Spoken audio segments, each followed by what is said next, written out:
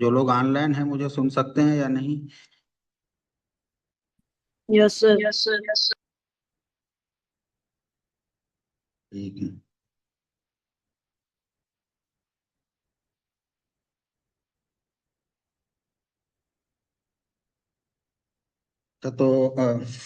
जो last discussion था हमारा, वो हमने एनएलपी की पाइपलाइन को डिस्कस किया था। उसके जो डिफरेंट प्रोसेसेस होते हैं एनएलपी में उनको डिस्कस किया था। और उस पाइपलाइन के कुछ कंपोनेंट्स को हमने डिस्कस किया था कि टोकनाइजेशन कैसे होती है, और फिर सीक्वेंसेस कैसे जनरेट होती है। और टोकनाइजेशन का एक इशू था जिसे हमने आउट ऑफ वोकेबुलरी के तौर पर डिस्कस किया था कि कुछ वर्ड्स ऐसे होते हैं कि जो हमारे वोकेबुलरी में मौजूद नहीं है, मतलब उस डेटा में मौजूद नहीं है जिस पर ट्रेनिंग हुई है। तो वो वर्ड अगर आ जाते हैं आपके पास टेस्ट डेटा में या एक्चुअल डेटा में, तो उनके साथ फिर क्या मसाइल होते हैं। और फिर उससे बचने के लिए हमने एक ओ ओ वी का जो है वो प्लेस होल्डर जो है वो डिफाइन कर दिया था कि किस तरह से ओ ओ वी जो है वो आपकी सीक्वेंसेस के अंदर एक तरह से एक ब्लैंक आ जाता है, और वो ब्लैंक जो होता है वो बाद में फिल किया जा सकता है, जिसको हमने आउट ऑफ वोकेबुलरी टोकन कहा था। अच्छा, उसके साथ साथ फिर पैडिंग को भी हमने डिस्कस किया था कि जब आपके पास डेटा जो है, सेंटेंस फॉर एग्जांपल उसकी हम सीक्वेंसेस जनरेट करते हैं, तो उनकी साइज वेरिएबल आती है कि एक में अगर 5 वर्ड हैं तो साइज 5 बनेगी, दूसरे में 4 हैं तो साइज 4 बनेगी, तीसरे में सेंटेंस में 10 वर्ड्स हैं तो साइज 10 बन जाएगी। ये हम पहले भी पीछे भी डिस्कस करते हुए आए हैं कि मॉडल्स को जो इनपुट चाहिए होता है वो कंसिस्टेंट साइज का चाहिए होता है, इसलिए हम साइज को एक ही लेंथ में ले आते हैं। तो इसको यहाँ पैडिंग कहते हैं, तो हम पैडिंग करते हैं, ठीक है। या तो ट्रंकेट कर देते हैं और छोटा कर देते हैं इसको, या फिर पैडिंग करके जो है वो हम साइज को बड़ा करके जो सबसे मैक्सिमम साइज है तो ये हमने डिस्कस किया था पैडिंग को। उसकी ये एग्जांपल आप देख रहे हैं, ये प्री पैडिंग है जिसमें जीरोस जो है वो पैड होकर दिए गए हैं छोटे सेंटेंसेस की सीक्वेंसेस में शुरू के अंदर। इसी तरह पोस्ट पैडिंग भी होती है, जैसे कि यहाँ आपको नजर आ रही नीचे जो एग्जाम्पल दी गई है कि यहाँ पर पोस्ट पैडिंग है, तो ये जीरोस जो है वो पैड कर दिए गए एंड ऑफ सेंटेंसेस में। ठीक है, ये फिर हमने कुछ चीजें डिस्कस की थी। अगला जो हमारा टॉपिक है वो स्टॉप वर्ड्स है।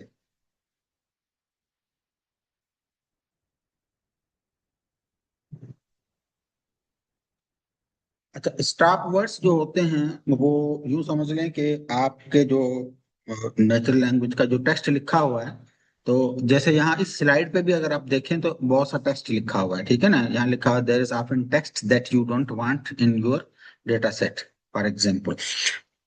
अब ये जो सेंटेंस है इसमें कुछ वर्ड्स जो हैं वो तो कंटेंट वर्ड कहलाते हैं, और कुछ जो वर्ड्स जो हैं वो स्टॉप वर्ड्स कहलाते हैं। मिसाल के तौर पर इसी सेंटेंस के अंदर अगर आप देखें, मिसाल के तौर पर अगर मैं कहूँ, ये पॉइंटर में ले लेता हूँ, ये आपको नजर आ रहा है दैट, ठीक है, ये इन नजर आ रहा है, या अगर आप यहाँ पर आर नजर आ रहा है, बट नजर आ रहा है, एंड नजर आ रहा है, ठीक है, अ नजर आ रहा है, टू नजर आ रहा है। ये जो वर्ड्स होते हैं ये कंटेंट वर्ड नहीं होते हैं, ये या तो कंटेंट को मिला रहे होते हैं या इनके इनका जो काम है वो कुछ और होता है। एक्चुअल कंटेंट वर्ड्स जो हैं वो ये नहीं है, इनको हम स्टॉप वर्ड्स कहते हैं। तो समटाइम्स हम जो है चीजों को सिंप्लीफाई करने के लिए स्टॉप वर्ड्स को रिमूव कर देते हैं। तो स्टॉप वर्ड रिमूवल ये प्रोसेस कहलाता है। ठीक है, ये एक तरह से डेटा प्री प्रोसेसिंग या क्लीनिंग का ही हिस्सा होता है कि हम बहुत सारी ऐसी चीजें अपने टेक्स्ट में नहीं चाहते जो कि वहाँ मौजूद हैं।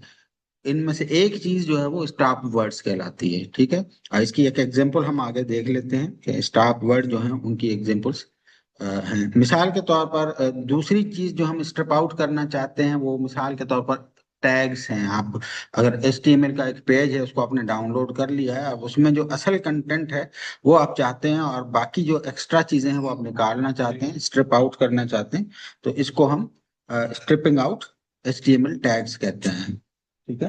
तो इन टैग्स को आप स्ट्रिप आउट कर सकते हैं। अब ये सब कुछ कैसे करेंगे आप?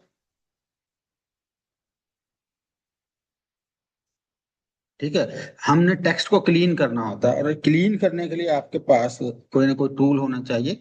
एक टूल जो है वो बहुत मशहूर है, इसको ब्यूटीफुल सोप कहते हैं। यूँ समझ लें कि ये आपके कंटेंट को धोकर साफ कर देता है। अब ये धोकर साफ करना जो है वो क्या है आपके लिए, ये आप खुद डिफाइन करते हैं। लेकिन इस ब्यूटीफुल सोप लाइब्रेरी को आप इंपोर्ट करके और इससे आपका जो टेक्स्ट है वो क्लीन हो जाएगा। ठीक है, वो क्लीननेस क्या होगी ये चीजें खुद हम डिफाइन करते हैं, लेकिन यहाँ पर जो एग्जांपल है इसमें हम देखें क्लीन क्या कर रहे हैं। अब मिसाल के तौर पर एचटीएमएल टैग्स है, मिसाल के तौर पर ये पी और एंड ऑफ पी है। ठीक है, ये ब्लॉक कोट है, और फिर ये है बोल्ड एंड ऑफ बोल्ड है, एंड फिर पैराग्राफ और एंड ऑफ पैराग्राफ है। ये जो एक्स्ट्रा चीजें हैं, ये जो टैग्स हैं, इनको आप रिमूव करना चाहते हैं तो आप सिंपली ब्यूटीफुल सोप जो है वो उसका एक ऑब्जेक्ट बना लें, और टेक्स्ट उसको जो भी आपने क्लीन करना है एज ए पैरामीटर पास कर दें। तो जो रिजल्ट आपको मिलेगा वो अगर आप नीचे देखें तो ये ऊपर वाला जो जिसके अंदर ये एचटीएमएल टैग्स है, नीचे वाले टेक्स्ट में वो टैग्स अब नहीं है। तो एक तरह से हमने टेक्स्ट को थोड़ा सा साफ कर दिया है। ठीक है, तो ये एक लाइब्रेरी है ब्यूटीफुल सोप की, जिसके अंदर हम कुछ अनवांटेड चीजें जो है आप अपने डेटा में से निकाल कर उसको साफ कर सकते हैं। ठीक है, तो यहाँ पर जो चीज साफ की गई है वो क्या है, एचटीएमएल के टैग्स। इसी तरह स्टॉप वर्ड्स जो हैं, जैसे अभी मैंने आपको बताया था कि वो क्या होते हैं, वो वाले वर्ड्स हैं जो जिनकी खुद से कोई मीनिंग नहीं होती, लेकिन वो दूसरे वर्ड्स को कनेक्ट कर रहे होते हैं, उनका कुछ और रोल होता है। तो आप स्टॉप वर्ड्स को की एक लिस्ट बना लें जिनको आप रिमूव करना चाहते हैं अपने डेटा में से। ठीक है, और बाय डिफॉल्ट अगर आप इंग्लिश के स्टॉप वर्ड्स की लिस्ट देखना चाहें तो ऑनलाइन सर्च भी कर सकते हैं, हो सकता है कि इन लाइब्रेरी के अंदर मौजूद भी हो। लेकिन यहाँ पर एक्सप्लिसिटली जो है वो टेक्स्ट जो स्टॉप वर्ड्स की लिस्ट बनाई गई है। ठीक है, अगर आप देखें तो स्टॉप वर्ड्स के अंदर हमने कुछ वर्ड्स डाल दिए, ये हमारे लिए स्टॉप वर्ड्स हैं, हम चाहते हैं कि हमारे डेटा में से ये वर्ड्स रिमूव हो जाए। ठीक है,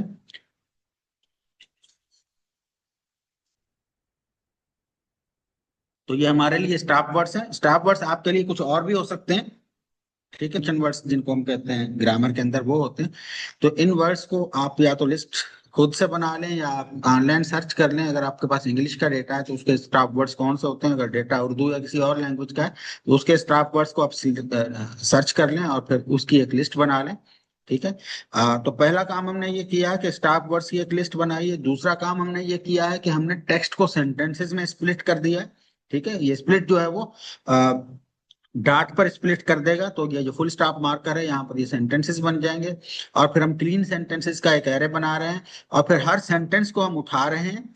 ठीक है, और उस सेंटेंस के अंदर जो है सेंटेंस को फिल्टर कर रहे हैं। ठीक है, और उसमें हम देखें कैसे फिल्टर कर रहे हैं, हम चेक कर रहे हैं कि अगर जो वर्ड है उस सेंटेंस का स्टॉप वर्ड्स में नहीं है तो क्लीन सेंटेंस में शामिल हो जाए, अगर है तो शामिल नहीं होगा।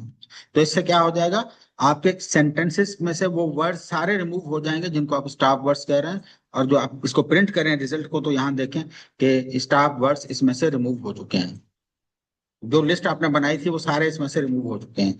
देख रहे हैं, here's block quote content should not be swallowed, this is due to the enormous amount of film वगैरह वगैरह। इसमें अगर आप अबव यू और ऑफ और हैज जो है वो रिमूव हो चुके हैं। ठीक है, जो कि ओरिजिनल डेटा में शायद कहीं ना कहीं मौजूद थे। देख रहे हैं यहाँ पर हैज था, दैट हैज गॉन इनटू। ठीक है, तो अब दैट हैज जो है वो रिमूव हो चुका है। तो ये स्टॉप वर्ड रिमूवल का प्रोसेस था जो हमने मैन्युअली चलाया यहाँ पर, और देखा कि वो वर्ड्स जो अनवांट जो हम नहीं चाहते कि हमारे डेटा के अंदर मौजूद हो उसको हम रिमूव कर दें। स्टॉप वर्ड रिमूवल का प्रोसेस कहलाता है ये।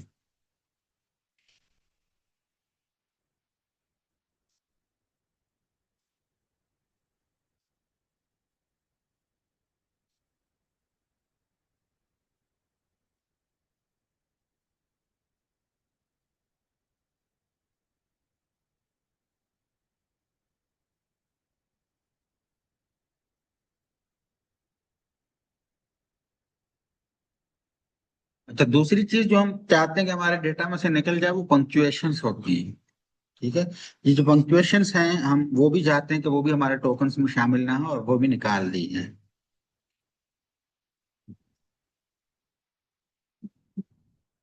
इसको कैसे हम निकालते हैं, यहाँ एक एग्जाम्पल दी गई है कि अगर आप चाहें तो आप पंक्चुएशंस को भी अपने डेटा में से निकाल सकते हैं। तो ये जो सारा प्रोसेस हम डिस्कस कर रहे हैं, ये एक्चुअली क्या है कि डेटा को क्लीन करना है। ठीक है, प्री प्रोसेसिंग है और डेटा को क्लीन करना है। तो क्लीन करने के लिए हम उसमें से एक्स्ट्रा चीजें स्ट्रिप ऑफ कर रहे हैं। मिसाल के तौर पर हमने HTML टैग्स को रिमूव कर दिया, हमने स्टॉप वर्ड्स को रिमूव कर दिया, हमने पंक्चुएशंस को भी रिमूव करना है। ठीक है, तो वो पंक्चुएशन भी हम रिमूव कर सकते हैं। जैसे अब आप यहाँ पर डेटा में देखें नीचे, तो यहाँ डिफरेंट पंक्चुएशंस आपको नजर आ रही हैं, ये सारी एयर, और ये देखें अपॉस्ट्रॉफी है, फिर ये कॉलन है, इसी तरह कुछ और पंक्चुएशंस भी हो सकती हैं। यहाँ पर हो, यहाँ नहीं है, बहुत कम है, लेकिन ये पंक्चुएशंस भी हम रिमूव करना चाहते हैं। तो वो रिमूव आप कैसे करेंगे? ठीक है, उसके लिए हम सिंपल पाइथन की स्ट्रिंग की जो लाइब्रेरी है उसको इस्तेमाल कर सकते हैं। तो हमने एक ट्रांसलेशन टेबल बनानी होती है, जिसके अंदर हम बताएंगे कि कौन सी चीज जो है वो किसके साथ रिप्लेस हो जाए। ठीक है, तो उसमें हम जब मेक ट्रांसलेशन टेबल का फंक्शन कॉल करते हैं, तो उसमें हमने बताना होता है कि एक्स क्या हो, वाई क्या हो और जेड क्या हो। नीचे आप देख रहे हैं str maketrans x y और जेड होते हैं, ये तीन पैरामीटर्स हैं। ठीक है, ये जो तीन पैरामीटर्स हैं, ये एक्स है, ये वाई है और ये जेड है। अब एक्स क्या है? Characters you want to replace, वो करेक्टर्स, ये करेक्टर बाय करेक्टर काम करता है। ठीक है, तो वो करेक्टर्स जिनको आप रिमूव करना चाहते हैं अपने डेटा में से, अब वो देते हैं। ठीक है, सॉरी, वो करेक्टर्स जिनको आप रिप्लेस करना चाहते हैं अपने डेटा में से। ठीक है, तो एक्स को आप रिप्लेस करना चाहते हैं मिसाल के तौर पर वाई के साथ। मिसाल के तौर पर आप कहते हैं कि ए जो है वो जीरो बन जाए, तो यहाँ आप ए कोटेशन मार्क में लिख देंगे और यहाँ पर आप जीरो लिख देंगे कोटेशन मार्क में, तो आपके डेटा में जितने भी ए हैं वो जीरो बन जाएंगे, रिप्लेस हो जाएंगे। और तीसरा जेड जो होता है कि कौन सा डेटा आप रिमूव करना चाहते हैं, निकालना चाहते हैं, डिलीट करना चाहते हैं। ठीक है, तो यहाँ हम रिप्लेसमेंट नहीं कर रहे हैं। हमारा ये देखें, अगर आप, तो यहाँ पे भी हमने नल डाला है, यहाँ पे भी नल डाला है, कुछ भी नहीं डाला, कुछ भी नहीं डाला है। तो हम कुछ भी किसी के साथ भी रिप्लेसमेंट नहीं कर रहे हैं, लेकिन डिलीट हम करना चाहते हैं क्या चीज? पंक्चुएशन।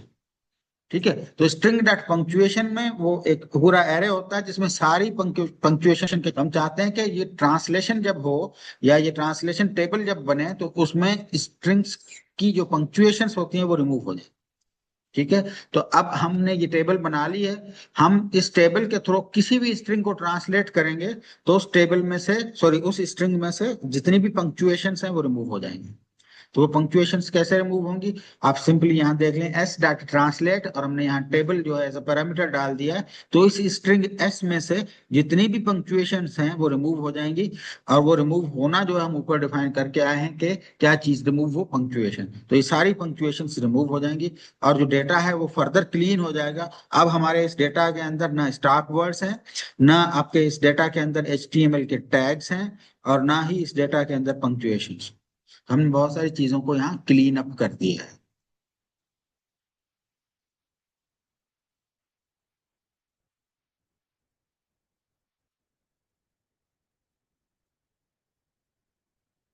ठीक है, यूं समझ लें कि आपने एक छलनी बनानी होती है। जब आपके पास जो है टेक्स्ट डेटा आता है तो उसको हम क्लीन करते हैं।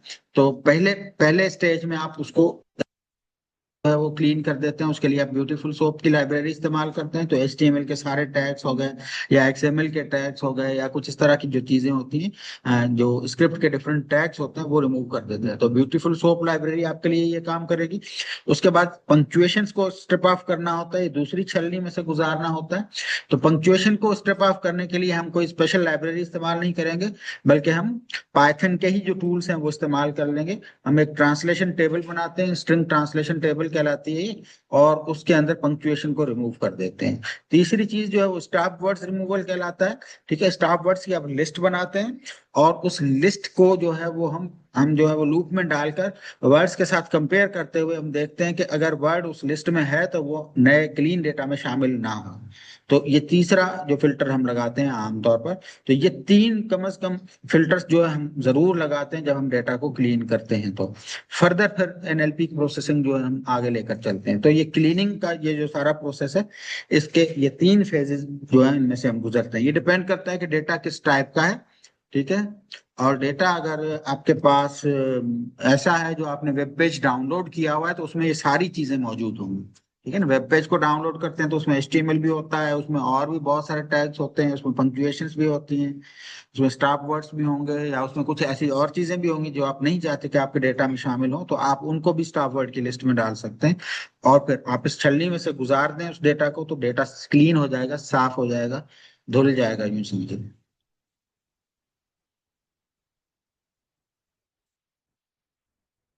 अच्छा, जब आप डेटा क्लीनिंग करते हैं तो कुछ चीजें जो है उनका ध्यान भी रखना पड़ता है। मिसाल के तौर पर, अगर आप पंक्चुएशन को रिमूव करते हैं तो देखें एक सिचुएशन यहाँ नजर आ रही है कि क्या होता है। हिम स्लैश हर लिखा हुआ है, पंक्चुएशन रिमूव होगी तो slash as a punctuation remove हो जाएगा, तो हिम स्लैश हर जो है हिम हर बन जाएगी, जो कि गलत हो जाएगा। ठीक है, इस तरह की चीजों का ध्यान रखना होता है कि आप जो है जब पंक्चुएशंस को रिमूव करें तो चीजें जो हैं वो अ, इस तरह से जो है डेटा खराब ना हो।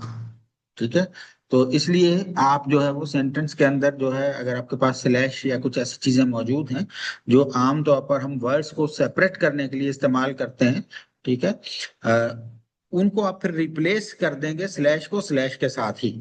ठीक है, या इससे पहले हम एक काम और भी कर सकते हैं कि ये जो हिम स्लैश हर है, हम इनके दोनों तरफ स्पेसेस डाल देते हैं। ठीक है, ये और प्री प्रोसेसिंग थोड़ी सी कर देते हैं। देखें यहाँ पर क्या हो रहा है, हिम हर जो है उसमें हम रिप्लेस कर रहे हैं स्लैश को स्पेस स्पेस स्लैश स्पेस के साथ। खाली स्लैश जो है वो उसके दोनों तरफ स्पेसेस आ जाएंगी। अब अगर हेम हर का ये जो स्लैश है इसके दोनों तरफ स्पेसेस आ जाएंगी, तो ये जो स्पेसेस हैं, जाहिर है कि ये फिर जब आप इसको रिमूव करेंगे, इस यहाँ पर भी स्पेस आ जाएगी और यहाँ पर भी स्पेस आ जाएगी, तो फिर स्लैश जब रिमूव होगा तो हेम स्पेस हर आ जाएगा। ठीक है, बल्कि दो स्पेसेस और हर आ जाएगा, लेकिन बहरहाल ये दो स्पेसेस जो है वो कोई मसला नहीं है, उनको फिर बाद में जो है प्री प्रोसेस करके निकाला जा सकता है। लेकिन ये जो वर्ड खराब हो जाएगा या डेटा जो है उसमें मसले आ जाएंगे, ये चीज नहीं होगी। तो ये इन चीजों का भी ध्यान रखना होता है आपको, कि जब आप डेटा क्लीनिंग करें तो क्लीनिंग करते वक्त ऐसा ना हो कि इंफॉर्मेशन जो क्लीन हो रही है उसकी वजह से डेटा खराब हो।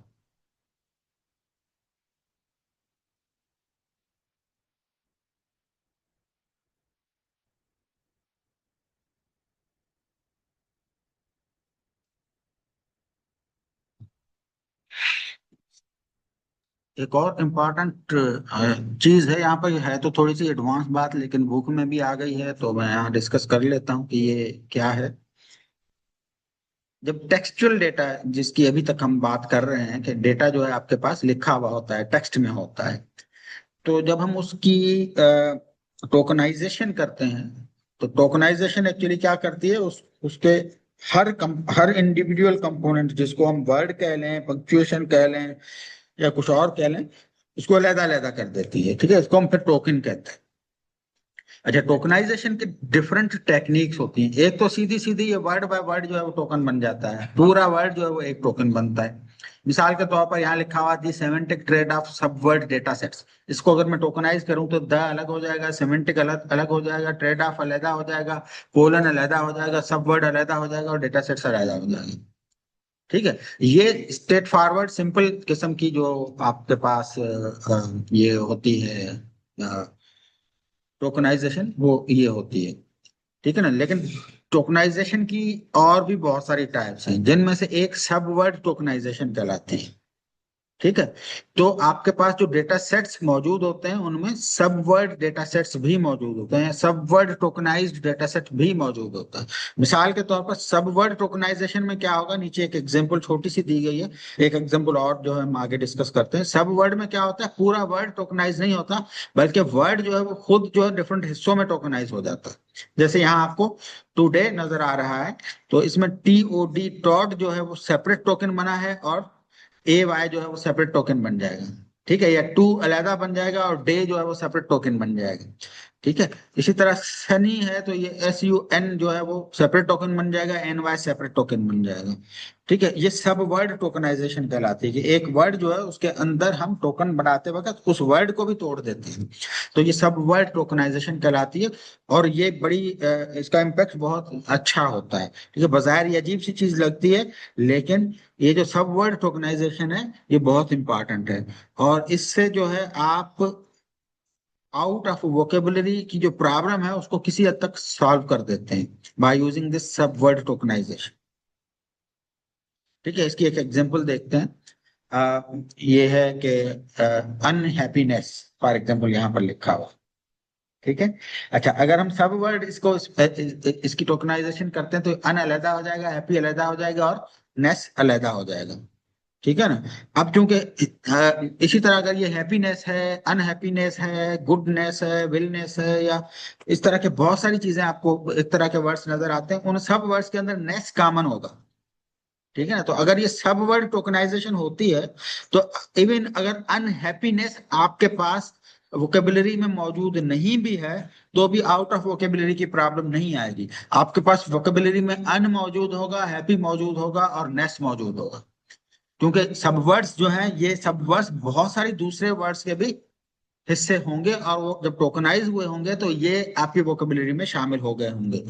ठीक है। तो ये जो सब वर्ड टोकनाइजेशन है, इससे ये आउट ऑफ वोकेबुलरी की जो प्रॉब्लम है वो किसी हद तक सॉर्ट आउट हो जाती है।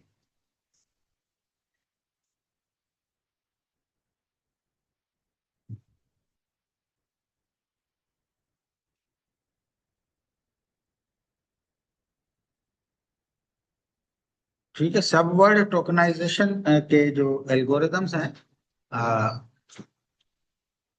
बहुत सारे होते हैं, ये हम डिस्कस नहीं करेंगे, हमारा नहीं है, लेकिन ये ध्यान में रखें कि जब आप टोकनाइजेशन करते हैं तो टोकनाइजेशन के डिफरेंट एल्गोरिदम्स इस्तेमाल होते हैं। इनको हम सब वर्ड टोकनाइजेशन एल्गोरिदम्स भी कहते हैं। ठीक है। मतलब अगर आप सब वर्ड वाली टेक्निक अप्लाई करते हैं तो इसकी जो सबसे मशहूर टेक्निक है वो BPE कहलाती है, बाइट पेयर इनकोडिंग कहलाती है। ठीक है। ये बाइट कोड पेयर इनकोडिंग जो है वो कहीं ना कहीं अगर आप NLP पढ़ते हैं या AI पढ़ते हैं तो आपने या तो सुनी होगी या आप कहीं ना कहीं फ्यूचर में जरूर पढ़ेंगे या देखेंगे। तो मैं बाइट पेयर इनकोडिंग को थोड़ा सा डिस्कस कर लेता हूँ। ये सब वर्ड टोकनाइजेशन की एक टेक्निक है। इसके साथ साथ वर्ड पीस या सेंटेंस पीस की ये भी दो एल्गोरिदम्स हैं जो हम नहीं डिस्कस करेंगे। लेकिन सब वर्ड टोकनाइजेशन का जो सबसे मशहूर एल्गोरिदम बाइट पेयर इनकोडिंग है उसको मैं थोड़ा सा डिस्कस कर लेता हूँ।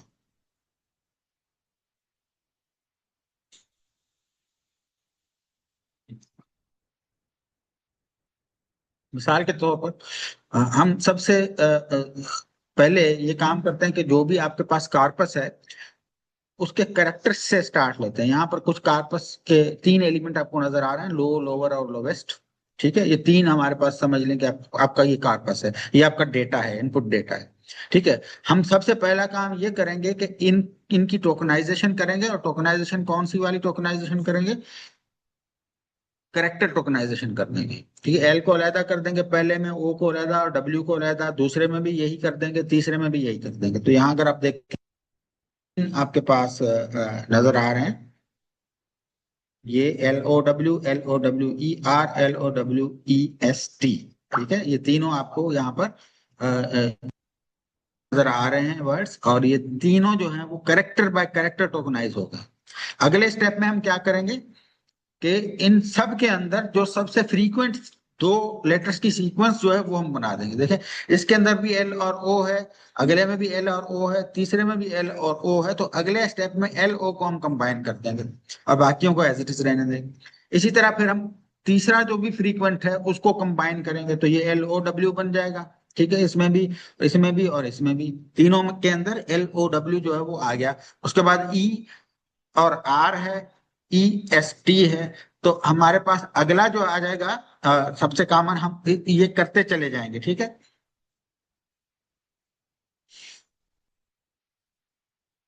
और फाइनल हमारे पास जो वोकेबुलरी बनेगी वो LOW और ER, ES और T। तो अगर आप देखें तो ये जो वोकेबुलरी हमारी बनी है, असल डेटा क्या था? लो, लोअर, लोवेस्ट। इसकी जो वोकेबुलरी बनी है वो लो, ER, ES और T बन गई है। अगर हम देखें तो ये जो वोकेबुलरी है इसको अगर हम कंबाइन करें तो वो तीनों वर्ड्स जनरेट हो सकते हैं इजीली, जो कि वहां हमारे पास ओरिजिनल डेटा में मौजूद है। ठीक है। और हो सकता है कि और भी बहुत सारे वर्ड्स जो हैं वो जनरेट हो जाएं जो कि इस वोकेबुलरी के कंबाइन होने से बन सकते हैं।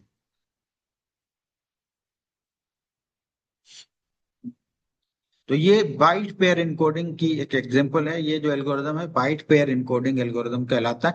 और ये एल्गोरिदम जो है ये भी आपके जो जितने भी मॉडर्न एनएलपी सिस्टम्स हैं वो सब इस्तेमाल करते हैं। इवन आपके जो चैट जीपीटी वगैरह हैं वो भी बाइट पेयर इनकोडिंग को इस्तेमाल करते हैं।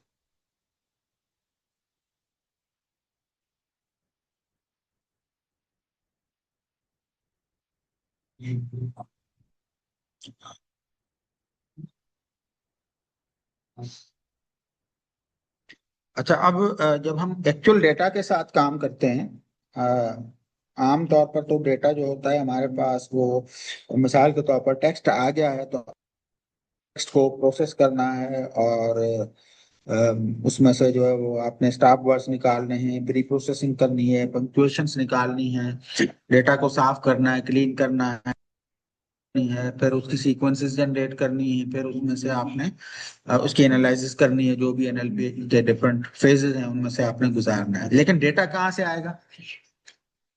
या तो आप अपना डेटा सेट बनाएंगे जिसको आप इस्तेमाल करेंगे, ठीक है। अच्छा, 10 मिनट में मीटिंग एंड होगी तो आप जो है वो रीज्वाइन कीजिएगा मीटिंग।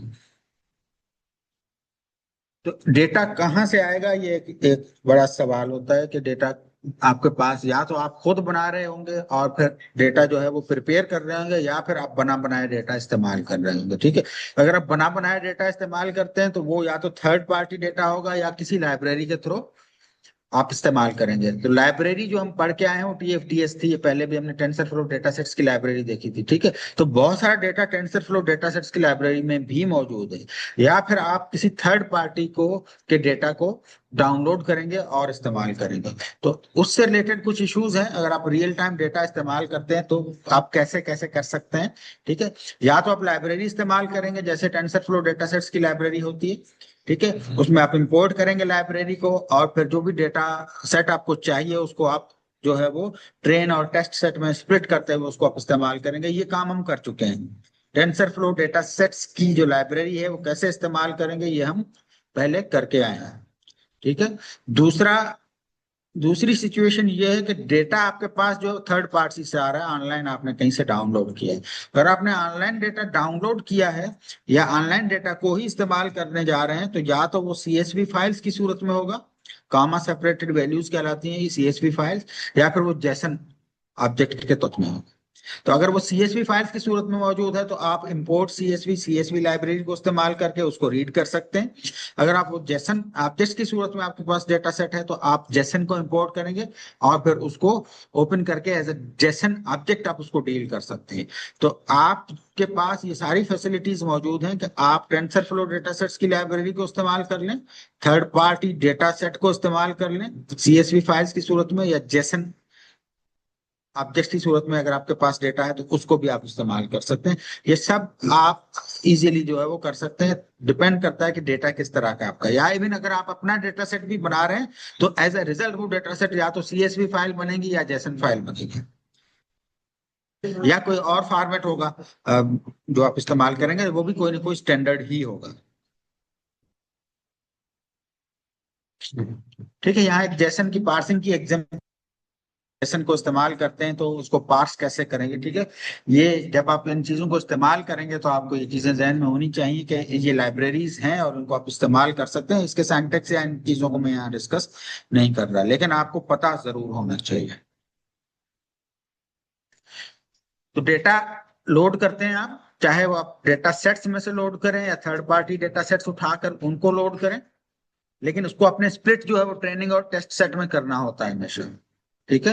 तो वो सिंपल है। ये चीजें हम पहले भी डिस्कस कर चुके हैं कि अगर आप ट्रेनिंग सेंटेंसेस जो है वो उसकी साइज एक फिक्स रखना चाहते हैं तो आप ट्रेनिंग की साइज जो भी डिफाइन कर लें, जीरो से लेकर ट्रेनिंग साइज तक चले जाएं, और बाकी जो डेटा है ट्रेनिंग साइज ऑनवर्ड जो है उसको आप टेस्ट सेंटेंस रख दें या ये स्ट्रिप ऑफ कर दें। तो ये डेटा सेट्स को स्ट्रिप ऑफ करके हम छोटे छोटे सब डेटा सेट्स में कैसे जो है वो डिवाइड कर सकते हैं बाय यूजिंग एरे स्लाइसिंग, हम पहले भी ये डिस्कशन कर चुके हैं, यहाँ पर भी ये दोबारा आया है तो आप इसको भी देख सकते हैं, ठीक है। तो ओवरऑल जो हमने सारी डिस्कशन की है इस चैप्टर के अंदर, हमने देखा कि हम प्री प्रोसेसिंग करते हैं, हम क्लीनिंग करते हैं, हम पूरी एक एनएलपी की पाइपलाइन में से गुजरते हैं। तो ये स्टेप्स हैं, अगर आप कोई भी एनएलपी रिलेटेड काम करना चाहते हैं तो ये वो सारे स्टेप्स हैं। पहले तो आप डेटा को लोड करेंगे, चाहे वो जिस फॉर्मेट में भी हो। तो अगर अज्यूम कर लेते हैं कि वो जेसन फॉर्मेट में है, तो हमने जेसन डेटा को लोड करना है। फिर हम एचटीएमएल या बाकी जो अनवांटेड चीजें हैं जिनको हम चाहते हैं कि रिमूव हो जाए, उनको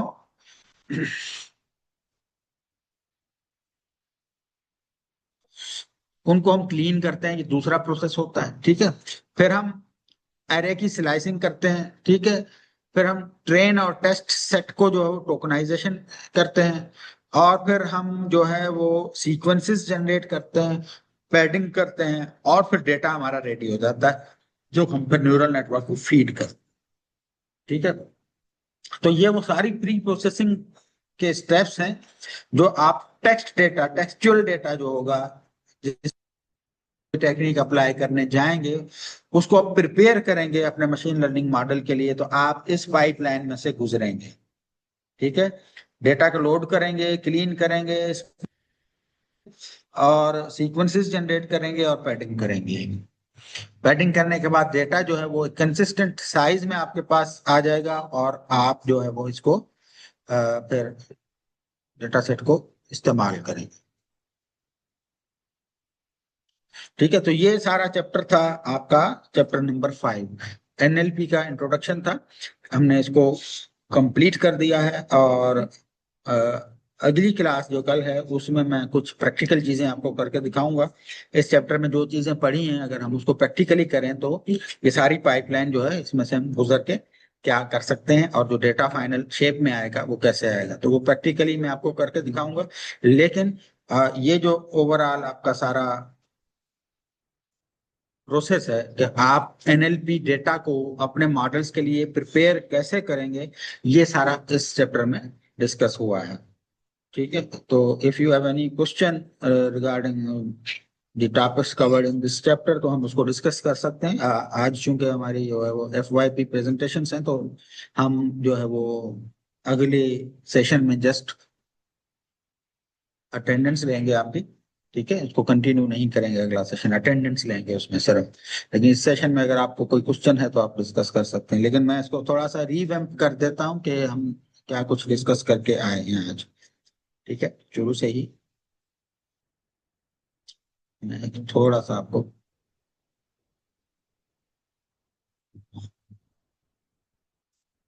सारे चैप्टर के अंदर डिस्कशन ये है कि जब आपके पास टेक्स्ट इनपुट आता है तो आप उसके वेक्टर्स कैसे बनाएंगे। तो ये सारा जो प्रोसेस हमने डिस्कस किया है, ये यही था कि ये वाली चीज जो है, ये जो टेक्स्ट था, ठीक है, ये टेक्स्ट जो है वो इस तरह के वेक्टर्स में कन्वर्ट कैसे होगा, बस ये हमारा सारा डिस्कशन है इस चैप्टर के अंदर, ठीक है। तो उसके लिए हमें क्या कुछ करना पड़ता है, हमने डिस्कस किया कि इस तरह के काम जब हम करते हैं तो हम क्या करते हैं, ठीक है। तो पहले तो हम हमने इनकोडिंग को डिस्कस किया कि किस तरह हम वर्ड लेवल्स पर जो है वो इनकोडिंग करते हैं, और लैंग्वेज को नंबर्स में कैसे रिप्रेजेंट करते हैं। हर वर्ड को कोई ना कोई हम नंबर अलाट कर देते हैं, बजाय इसके कि कैरेक्टर को करें हम वर्ड को कर देते हैं, ठीक है। और ये सारा प्रोसेस टोकनाइजेशन कहलाता है। टोकन्स के अंदर वर्ड्स भी होते हैं और बाकी मार्क्स भी हो सकते हैं, जैसे पंक्चुएशंस वगैरह होती हैं, ठीक है। टोकनाइजेशन कैसे होती है उसको डिस्कस किया था, उसकी कुछ टेक्निक्स यहाँ डिस्कस की थी, कौन सी लाइब्रेरी इस्तेमाल करके आप टोकनाइजेशन कर सकते हैं।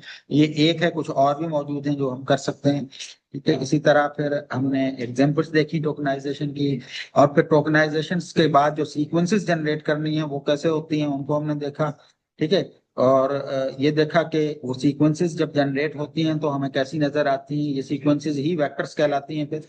और फिर ये वेक्टर्स जो है वो वेरिएबल साइज के होते हैं, आउट ऑफ वोकेबुलरी की प्रॉब्लम्स होती हैं इनके अंदर। ये दोनों प्रॉब्लम्स जो है इनको आप कैसे जो है वो डील कर सकते हैं उसको हमने डिस्कस किया, ठीक है। तो आउट ऑफ वोकेबुलरी हम टोकन, स्पेशल टोकन इसमें कैसे डालते हैं उसको हमने डिस्कस कर दिया। उसके बाद जो है वो पैडिंग को डिस्कस किया, ताकि आपके साइज जो है इनपुट की वो कंसिस्टेंट हो जाए, ठीक है। तो पैडिंग जो है प्री भी होती है, पोस्ट भी होती है, और जो है ट्रंकेशन भी आ सकती है उसके अंदर, हम डेटा को छोटा या बड़ा कर दें, ठीक है। तो उसमें ये प्री पैडिंग थी, और ये पोस्ट पैडिंग की एग्जांपल नीचे आपको नजर आ रही है, ये हमने डिस्कस किया, ठीक है। तो साइज को स्टैंडर्डाइज करने के लिए हम पैडिंग करते हैं, ठीक। तो हम एक जैसी साइज बना देते हैं सारे डेटा की, ताकि हम जो है वो इनपुट दें जब न्यूरल नेटवर्क को, तो ये डेटा जो है वो मसाइल ना क्रिएट करे हमारे लिए। ठीक है, उसके बाद हमने देखा कि डेटा क्लीनिंग का प्रोसेस क्या होता है, स्टॉप वर्ड्स कैसे हम रिमूव करते हैं, स्टॉप वर्ड्स क्या होते हैं। ठीक है, इसी के साथ साथ HTML टैग्स हो गए या पंक्चुएशंस हो गई या कुछ और अनवांटेड चीजें आपके पास डेटा के अंदर मौजूद हैं, तो आप उनको निकालना चाहते हैं, तो वो कैसे करते हैं। तो उसके लिए ब्यूटीफुल सोप की लाइब्रेरी हमने डिस्कस की, और स्टॉप वर्ड्स की टेक्निक हमने डिस्कस की कि कैसे आप रिमूव कर सकते हैं, लिस्ट बना लें और उन वर्ड्स को आप डेटा में से रिमूव कर दें। और उसके बाद हमने पंक्चुएशंस देखे कि कैसे रिमूव करते हैं, और पंक्चुएशन रिमूव करने से क्या क्या मसाइल होते हैं वो भी हमने डिस्कस किया। ठीक है, अब तो ये चलनी थी जो क्लीनिंग की थी, उसमें से हम HTML हो गई, पंक्चुएशन हो गई और स्टॉप वर्ड्स जो है वो रिमूव करते हैं, तो डेटा जो है वो साफ होकर आपके पास आता है।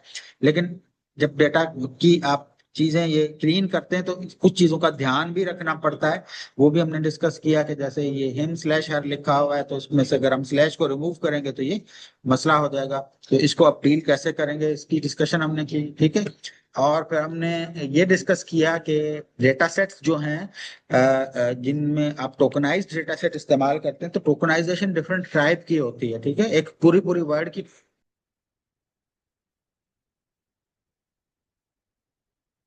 टोकनाइजेशन की टेक्निक्स हमने देखा कि क्या क्या होती हैं।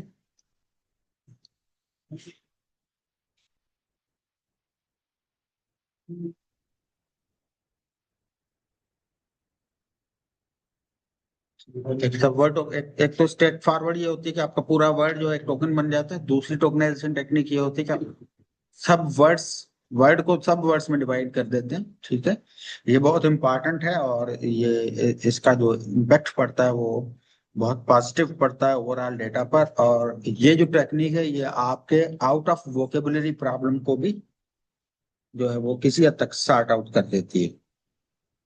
ठीक है, और उसकी ये एक सबवर्ड टोकनाइजेशन की एक एग्जांपल हमने यहाँ देखी, और फिर उसके 3 एल्गोरिदम्स को लिस्ट डाउन किया, और बाइट पेयर एनकोडिंग को मैंने डिस्कस किया। ठीक है, कि बाइट पेयर एनकोडिंग कैसे काम करती है। और फिर रियल डेटा सोर्सेज जब हम एक्सेस करते हैं तो उसके क्या क्या तरीके हैं, कौन कौन सी लाइब्रेरीज हैं। ठीक है, अगर आप थर्ड पार्टी डेटा को इस्तेमाल करते हैं, या आपका अपना डेटा सेट है, या फॉर्मेट डिफरेंट है, तो आप उनको डील कैसे करते हैं। ठीक है, और फिर ओवरऑल जो सारा कॉन्सेप्ट हमने इस चैप्टर के अंदर डिस्कस किया है, स्टेप 1 से लेकर स्टेप 6 तक, ये सारा हम यहाँ समराइज कर रहे हैं। तो हम स्टेप 6 तक अब पहुंच गए हैं कि हमारे पास जो डेटा है वो एक कंसिस्टेंट फॉर्मेट में आ गया है, जिस डेटा को अब हम इनपुट देंगे अपने न्यूरल नेटवर्क मॉडल्स को। ठीक है, तो यहाँ तक हम पहुंचे हैं।